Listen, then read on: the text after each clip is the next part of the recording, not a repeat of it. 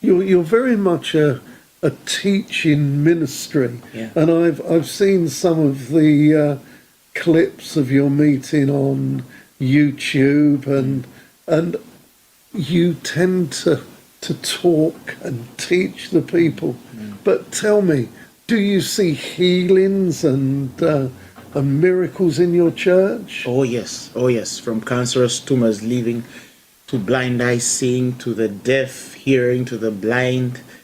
We've seen it all. I just recently I just prayed for a lady. She was a stage 4 cancer and written off, and she goes back to India and they say there is no trace. And these are things even doctors have proved, things even doctors have testified about.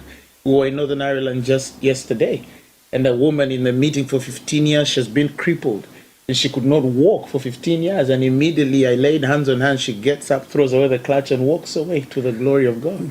That is amazing. You see, in the West, people are a little bit skeptical about healings, and I think that we don't see that in the churches yet.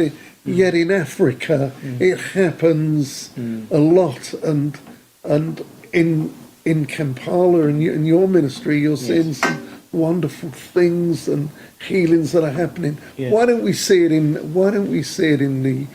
Europe? Well, in Europe, it's because, of course, when God, and firstly, you must understand that the gospel was brought to us by people from Europe. Yeah. And so you gave us the gospel. But when success comes and blessings come in the people, and they're exposed to too much, with finances and all these kinds of things, they tend to cloud the minds of men to derail away from the God who blesses. And so, of course, many people have looked to many things out there for solutions and not God. In Africa, you have no choice. You find a woman, she's 40 kilometers away from the next hospital. You understand? Yeah. She has to believe God to get there or deliver on the way. You learn to pray.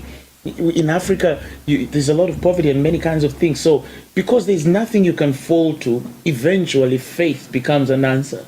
Faith becomes an answer. But here, you feel pain, you're given a tablet. You have this problem, they give you an injection.